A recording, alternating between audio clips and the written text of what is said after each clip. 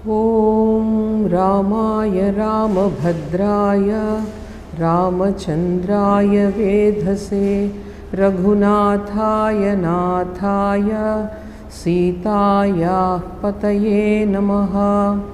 अञ्जनानन्दनं वीरं जानकीशोकनाशनं कपीशमक्षहन्तारं वन्दे लङ्काभयङ्करं। कूजन्तं राम रामेति मधुरं मधुराक्षरम् आरुह्य कविताशाखां वन्दे वाल्मीकिकोकिलम्।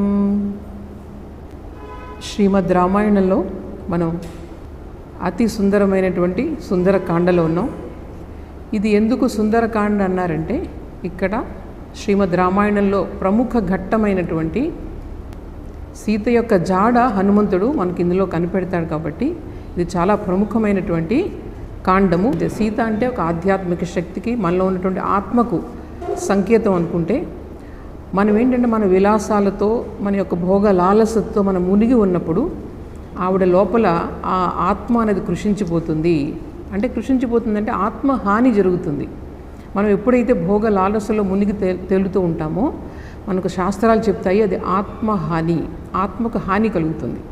ఈ విధంగా సీతాదేవిని కూడా మనం ఇక్కడ మన ఆత్మలో ఉన్నటువంటి ఆత్మతో మనం పోల్చుకున్నప్పుడు ఇక్కడ ఏ విధంగా ఆవిడ కృషించిపోయింది అక్కడ, అటువంటి రాక్షసుల మధ్య, భోగ లాలసత మధ్య ఆవిడ ఎలా ఉంది అన్నది ఈ సుందరకాండ వర్ణన మనకు కనిపిస్తుంది.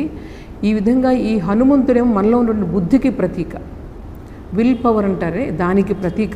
అంటే అటువంటి ఆత్మను ఎలాగ మనం కనిపెట్టాలి వీటి మధ్యలో, ఇది హనుమంతుని యొక్క ఆ దక్షత, కార్యదక్షత, స్థిర బుద్ధి, ఇవన్నీ కూడా మనకి ఇక్కడ కనిపిస్తాయి. అందువల్ల ఈ సుందరకాండకు చాలా ప్రాముఖ్యత ఉన్నది. ఈయన లంకలోని ప్రవేశించాడు. ఈ సంపాతి అనేటువంటి ఆ గ్రద్ద అది చెప్తుంది కదా, అక్కడ రావణుని దగ్గరే సీతాదేవి ఉన్నది. ముందుగా ఈయన వెతికింది ఎక్కడనమాట, రావణుని యొక్క అంతఃపురంలో. ఎందుకంటే ఒక దుర్బుద్ధితో ఆయన తీసుకొచ్చాడు కాబట్టి ఈ అంతఃపురంలోనే ఎక్కడో ఉండి ఉంటుంది అని చెప్పేసి ఆయన అనుకొని మొత్తం అంతఃపురం అంతా కూడా గాలిస్తున్నాడు. ఒక్కొక్కరిని చూస్తూ ఉన్నాడు. సీతాదేవిని ఎప్పుడూ చూడలేదు. వర్ణన శ్రీరామచంద్రుడు చెప్పిన వర్ణనను బట్టి, ఆ తర్వాత ఆవిడ ధరించిన ఆభరణాలు, ఇవాళ కొన్ని గుర్తులు చెప్పారు. ఆ గుర్తులను ఆధారంగా చేసుకొని ఈయన మొత్తం వెతుకుతున్నాడు. ఎక్కడ చూసినా వాళ్ళు భోగ లాలసతో ఉన్నటువంటి రాక్షస స్త్రీలు కనిపిస్తూ ఉన్నారు.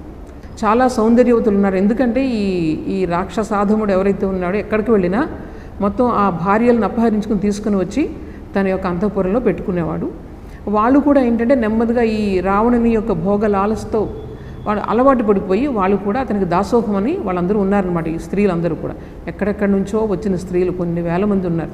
మొత్తం అంతఃపురం అంతా నిండిపోయి ఉంది. ఆ యొక్క అంతఃపురం యొక్క వైభవం, గోడలన్నీ కూడా రత్నాలతో పొదగబడి ఉంది. రకరకాల, ఇంకా అసలు అక్కడ ఉన్నటువంటి ఈ భోగాలన్నీ కూడా చాలా మనిషిని మత్తులోకి తీసుకెళ్ళిపోతాయి. అటువంటి అంతఃపురం అంతా కూడా ఈయన చూస్తున్నాడు. మొత్తం అంతా కూడా వెతుకుతున్నాడు, ఒక్కొక్కరిని చూస్తున్నాడు. సీతాదేవి ఇప్పుడు కాదు కాదు కాదు అనుకుని వెళ్తున్నాడు. చివరికి మండోదరి అక్కడ నిద్రిస్తూ ఉంది విడిగా ఒక శయనాగారంలో. చాలా చక్కగా ఉంది చూడడానికి, ఎన్నో ఆభరణాలను ధరించుకుని ఉంది.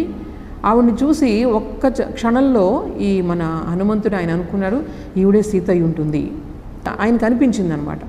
అనిపించిన తర్వాత మళ్ళీ ఆయన చాలా అయ్యో ఎట్లా ఉంటుంది ఆ మహాసాధ్వి అయినటువంటి సీత ఇలా అలంకారాలతో శ్రీరామునికి దూరంగా ఉండి ఇటువంటి అలంకారాలు చేసుకుని ఈ విధంగా పడుకుని ఉంటుందా, ఇది ఎప్పటికీ సాధ్యం కాదు. అయితే ఈ విధంగా ఈయన వెతకడం చూడండి ఎలా అనిపిస్తుంది అంటే, మనకు ఒక్కొక్కరిని చూసుకుంటూ వస్తున్నాడు. వస్తూ ఉంటే ఈవిడ సీత అయ్యి ఉంటుంది ఒకసారి అనుకుంటున్నాడు, కానీ మళ్ళీ మనసు ఒప్పట్లేదు, లేదు సీత ఇలా ఉండదు. ఇక్కడ ఇది మనకు ఒక చిన్న దృష్టాంతం గుర్తుకొని వస్తుంది. మన గురు మహారాజ్ శ్రీరామకృష్ణులు చెప్పినటువంటి ఒక దృష్టాంతం. అదేమిటంటే, ఒక ఆయన కూడా పల్లెటూరు నుంచి రాజును చూడడానికి వచ్చాడు రాజధానికి. ఎప్పుడు రాజును చూడలేదు, వీళ్ళు పల్లెటూరులో ఉంటున్నారు రాజ్యంలో. చూడడానికని వచ్చాడు. అక్కడ పెద్దది ఈ రాజప్రసాదానికి వచ్చి బయట వైపు ఉన్నటువంటి ద్వారం దగ్గరికి వచ్చారు. వస్తే అక్కడ సైనికులు నుంచొని ఉన్నారు. ఎప్పుడు కూడా ఇలాగా వైభవం అన్నది చూడలేదు ఈ పల్లెటూరు ఆయన. తర్వాత లోపలికి వెళ్ళగానే ఒక ఆయన అక్కడ కనిపించాడు, సైన్యాధిపతి కనిపించాడు. అక్కడ చక్కగా ఆభరణాలు ధరించుకొని మంచి వైభవోపేతంగా ఉన్నాడు. ఈయనైనా రాజుని అడుగుతున్నాడు, పక్కన ఎవరినైతే తీసుకెళ్తున్నాడో లోపలికి రాజుని చూడడానికని, ఈయనైనా రాజుని అడుగుతున్నాడు. కాదు కాదు ఈయన కాదు, ఇంకా లోపలికి వెళ్ళాలని చెప్తే, ఇంకా లోపలికి వెళ్ళేటప్పటికి నెక్స్ట్ మంత్రి గారు వాళ్ళు కనిపించారు. వాళ్ళు ఇంకా రంగరంగ వైభోగంగా ఉన్నారు. వాళ్ళని చూసి ఈయన కూడా ఏమనుకున్నాడు అనమాట, ఈయనైనా రాజుని అడిగి అనుకున్నాడు. చూసి కాదు అని చెప్తున్నారు. నిజంగా ఎప్పుడైతే రాజును చూశాడో ఇంకా తర్వాత అనుమానం రాలేదన్నమాట. ఈ విధంగా ఈయన ఒక్కొక్కళ్ళు వెతుక్కుంటూ ఈమె సీతయ్య ఉంటుందా అని చెప్పేసి ఎవరిని చూసినా ఆయనకు మనసు ఒప్పటం లేదనమాట. ఇట్లా ఉండదు సీతాదేవి, ఇంత ఆనందంగా ఉండలేదు ఆవిడ అని చెప్పుకుంటూ ఆయన మొత్తం అన్వేషిస్తూ ఉన్నాడు.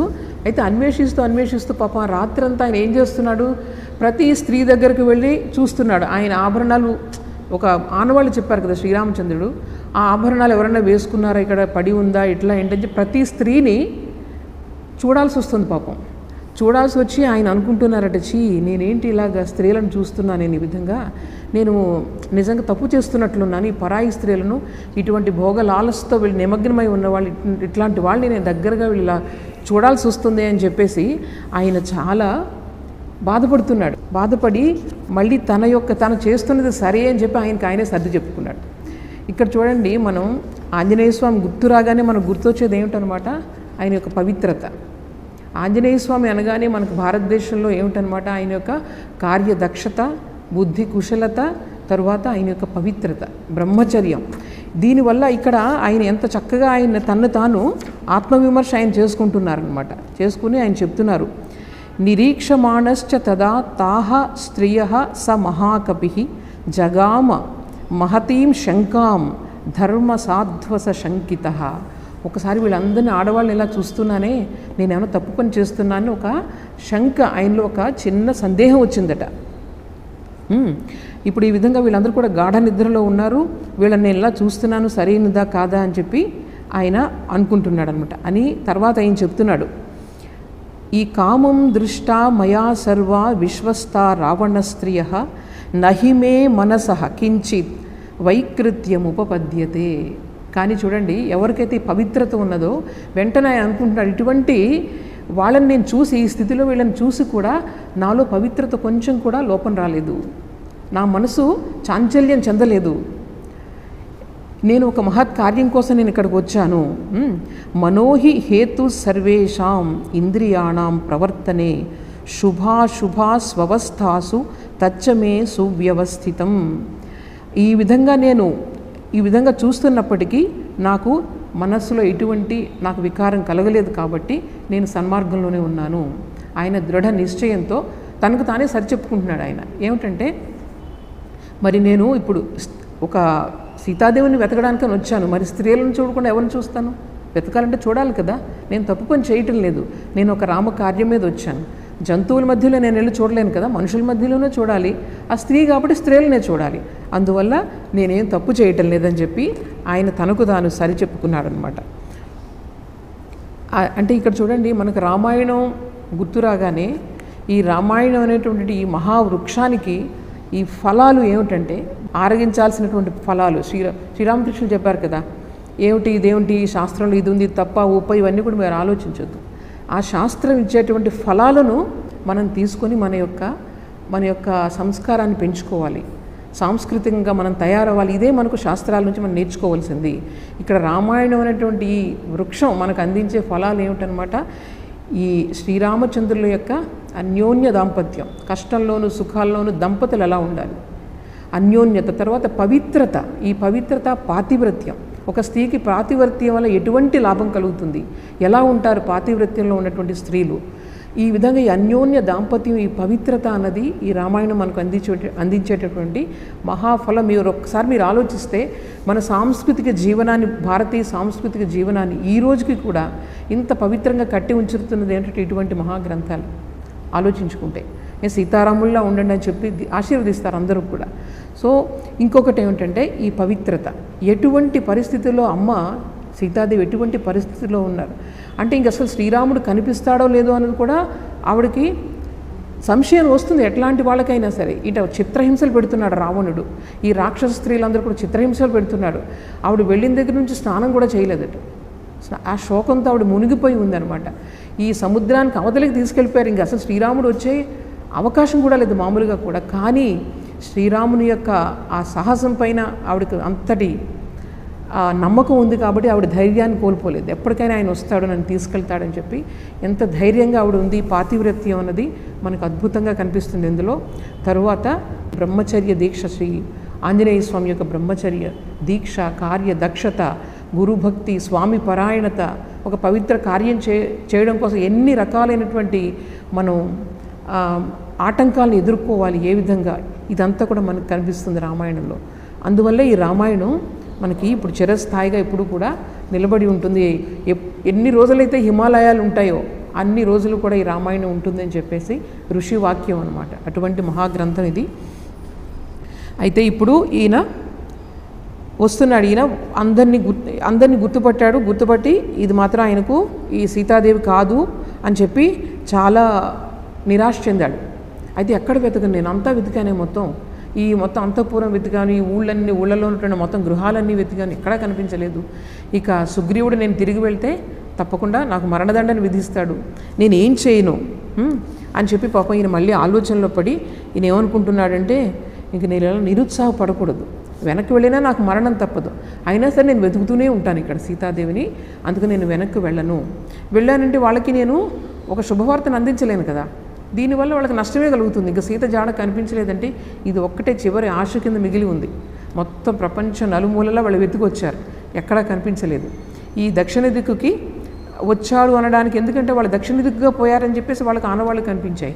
అందువల్ల ఇది ఒక్కటే ఆశ మిగిలింది, నేను నిరుత్సాహపడకూడదు అని చెప్తాడు. సో ఈయన ఒక సంశయం వచ్చింది ఈ సమయంలో. ఈ సీతాదేవి రావణుడు తీసుకుని వస్తున్నప్పుడు దారిలో ఎక్కడ జారి పడిపోలేదు కదా, ఆవిడేంటంటే గట్టిగా అతను పట్టుకుంటే పాపం అందులో పెనుగులాడుతూ ఉంది. దానికి ఏంటంటే అది ఆవిడంతా వేగంగా పెనుగులాడుతూ ఉంటే ఆవిడ ఆ సముద్రంలో పడిపోలేదు కదా, రకరకాల ఆలోచనలు వస్తున్నాయట. అలాగే ఈ రావణుని యొక్క చేతితో బంధించబడి ఆవిడ గుండె ఆగిపోయి చనిపోలేదు కదా. తర్వాత ఈ విధంగా ఇంకా రావణుడు ఏంటంటే ఆవిడ వినటం లేదు కదా, తన మాట వినటం లేదని చెప్పేసి ఆవిడని చంపేసి తినేయలేదు కదా. అలాగే ఈ రాక్షస స్త్రీలు ఎవరైతే ఉన్నారో ఈవిడ యొక్క సౌందర్యానికి చూసి అసూయపడి ఆవిడని చంపేయలేదు కదా.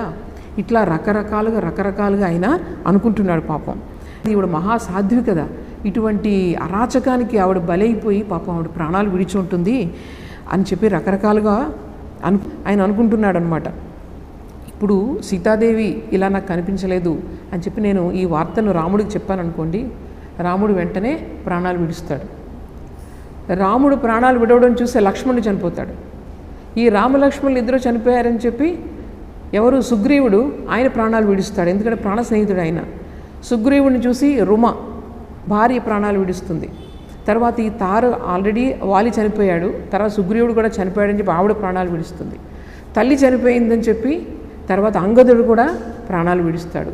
వీళ్ళందరూ కూడా చనిపోయారు, ఇంకెవరికి వాళ్ళకి వానర రాజు లేడని చెప్పి వానరులందరూ కూడా స్వామి భక్త పరాయణులు వాళ్ళందరూ కూడా ప్రాణాలు విడుస్తారు. సో ఈ విధంగా మొత్తం అరాచకమే సంభవిస్తుంది. అందువల్ల నేను ఏం చేస్తానంటే అసలు నేను వెనక్కి వెళ్ళను, సీతాదేవి కనిపించకపోతే నేను కిష్కిందకు వెళ్ళను, ఏ చెట్టు మీదనే ఇక్కడే ఉంటూ నేను కాలం గడుపుతూ ఉంటాను, లేకపోతే ఒక చితిని పేర్చుకుని అక్కడ అగ్ని ప్రవేశం చేస్తాను, లేదా ప్రాయోపవేశాన్ని కూర్చుంటే ఏమవుతుంది, నేను శరీరం త్యజించిన తర్వాత ఈ పక్షులకైనా ఆహారం అవుతుంది నా శరీరం, అదే మంచిది అనుకుంటున్నాను. ఎందుకంటే మహర్షులు గొప్పవాళ్ళందరూ కూడా ఇలాగే చేస్తూ ఉండేవారు, అందువల్ల నేను కూడా అలాగే చేస్తాను. లేకపోతే ఇంకేం చేస్తానంటే గత్యంతరం లేక నేను సముద్రంలో దూకి నేను చనిపోతాను. ఇలా రకరకాలుగా ఆలోచిస్తున్నాడు ఆయన. ఆలోచిస్తూ మళ్ళీ అనుకుంటున్నాడు, ఎందుకు ఇలా నేను చనిపోవాలని కోరిక కలుగుతుంది నాకు, ఇది మంచిది కాదు కదా, చనిపోయి ఏం చేస్తాను, ఎలాగైనా సరే నన్ను ఉండి 4 పక్కల ఇంకా వెతుకుతూనే ఉంటాను సీతను, ఆ పని చేస్తే అది మంచిదవుతుంది తప్ప కేవలం చనిపోయి ఎవరు కూడా గొప్ప కార్యాన్ని సాధించలేరు అని చెప్పి చాలా మథన పడిపోతూ ఉన్నాడు ఆయన. వాళ్ళు ఎవరు లేరు, కొంచెం ఈ బాధని ఆయన ఎవరితో చెప్పుకోలేకపోతున్నాడు లోపలే. ఆయన ఆ కోపం వస్తుంది, ఒక పక్క నుంచి బాధ వస్తుంది. అప్పుడు అనుకుంటున్నాడట ఆయన, ఒక పని చేస్తాను నేను, ఆ కోపం వస్తుంది కదా, ఆ రావణుని చంపి పాడేస్తాను, అతన్ని చంపేసి ఏం చేస్తానన్నమాట అని అనుకుంటున్నాడు. తర్వాత అనుకుంటున్నాడు, ఇది ఇలా కాదు, చంపేసి ఏం చేస్తాము, వీడిని గట్టిగా బంధించి తీసుకొని వెళ్ళి శ్రీరాముని పాదాల దగ్గర పడేస్తాను, అప్పుడైనా నా యొక్క కోపం తిరుగుతుంది అని చెప్పి రకరకాలుగా ఆలోచిస్తున్నాడు. ఇంక చివరికి ఏమనుకున్నాడంటే నేను మాత్రం లంకా నగరాన్ని విడిచి వెళ్ళను సీతాదేవిని చూడకుండా అని ప్రతిజ్ఞ చేసుకున్నాడు ఆయన. చేసుకుంటూ ఆ రావణుడి యొక్క అంతఃపురాన్ని పుష్పక విమానం ఉంటుంది, దానిపైన కూర్చొని ఉన్నాడు ఈయన. అంతా వెతికి దూరంగా దగ్గరలో అశోకవనం కనిపించిందంట. ఇంకా అంతా చూసేశాడు ఆయన. అశోకవనం దట్టంగా చక్కగా పచ్చగా కనిపిస్తుంది అక్కడ అంతా కూడా.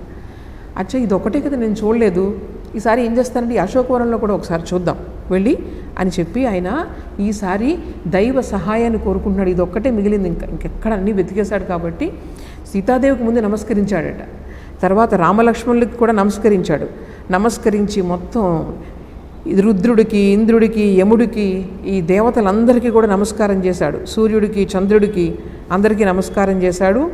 అన్ని దిక్కుల నమస్కారం చేసి దైవ సహాయాన్ని ఆయన అర్థిస్తున్నాడనమాట. ఈ వనంలో బహుశా చాలామంది రాక్షసులు ఉండొచ్చు, చాలా దట్టంగా కనిపిస్తూ ఉంది. చుట్టూ కూడా మంచి ఫెన్సింగ్ వేసి ఉంది అనమాట, ఎవరు వెళ్లకుండా మధ్యలో చుట్టూ అంతా కూడా ఒక కంచె కట్టివేసి ఉందన్నమాట. నేనేం చేస్తానంటే నేను మామూలుగా వెళ్తే చాలామంది అందరూ కూడా నన్ను కనిపెట్టేస్తారు, అందువల్ల నేను సూక్ష్మ రూపాన్ని ధరిస్తాను. ఇది కూడా చాలా మన ఆధ్యాత్మిక ప్రాముఖ్యత ఉంది. మనం ఎప్పుడు కూడా సూక్ష్మ రూపం ధరించడం అంటే ఏంటి, మనసు ఇంకా సూక్ష్మం కావాలి. ఈ భౌతిక విషయాలపైనే మన మనసు కేంద్రీకరించబడి ఉన్నంత వరకు మనం చాలా సూక్ష్మతరమైనటువంటి ఆత్మను మనం గ్రహించలేం. అందువల్ల సూక్ష్మాతి సూక్ష్మం కావాలి మన మనస్సు అన్నది దీనికి ఒక ప్రతీక అనమాట. సూక్ష్మ రూపాన్ని ధరిస్తాను అని చెప్పి అందరికీ ఆయన నమస్కరించి నాకు కార్యసిద్ధి కలుగుగాక అని ఆయన సంకల్పం చేసుకున్నాడు అనమాట.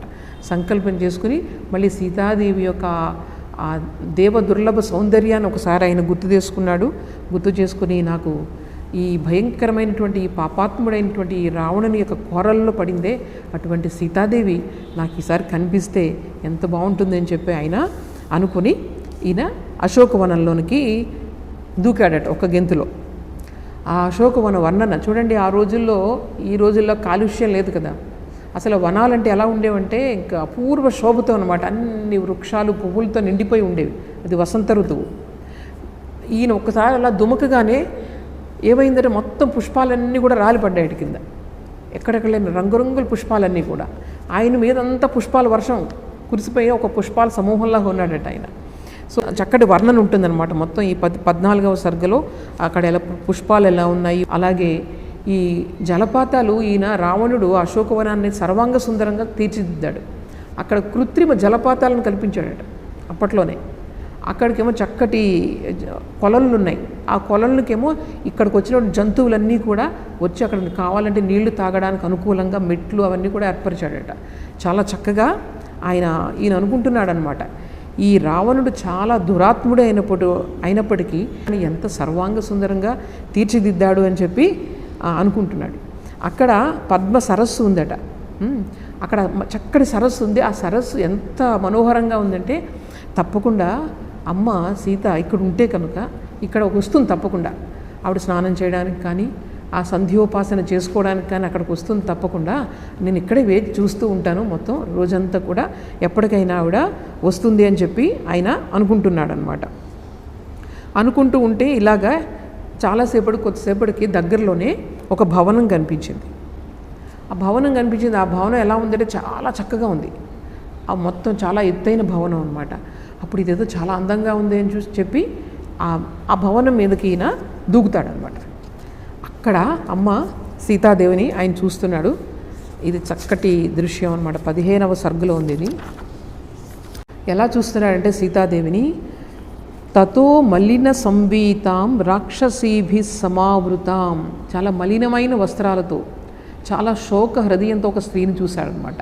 చూసి ఆవిడ సీత నిర్ధారించుకోవడానికి ఆయనకు కొన్ని గుర్తులు కనిపించాయన్నమాట.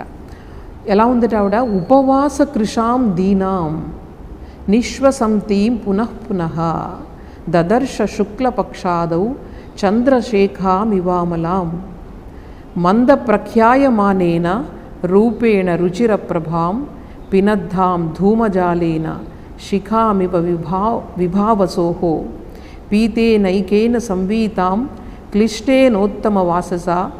సీతాదేవిని చాలా మలిన వస్త్రాలతో ఆవిడ కూర్చొని ఉంది. చాలా దీనురాల్లాగా కనిపిస్తూ నిట్టూర్పులు విడుస్తూ ఉందట పాపం.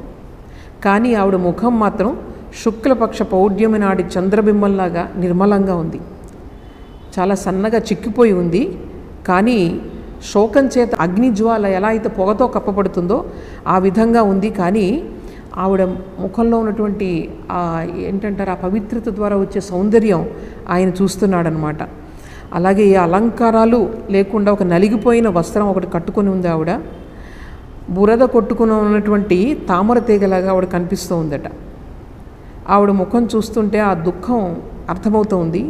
చాలా సిగ్గుతో ఆవిడ తల వంచుకొని కూర్చొని ఉంది అక్కడ.